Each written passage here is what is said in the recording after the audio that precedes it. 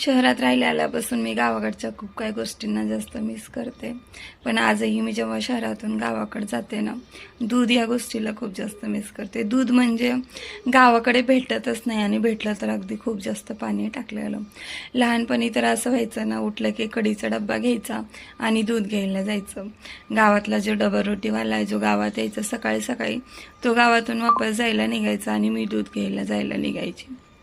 त्याची आणि माझी वेळ रोज एकच टायमाची यायची. थोडा उशीर झाला की आई म्हणायची, अगं खूप जास्त पाणी येते, थोडं लवकर उठून दुधाला जात जा. म्हणतात ना, दुधात खूप पाणी टाकलं की दूध वरी वरी येतं आणि पाणी खाली जाऊन बसतं. तर उशीर झाला की अगदी पाण्याचं दूध भेटायचं म्हणून आई लवकर उठवायची आणि दूध घ्यायला जायला लावायची.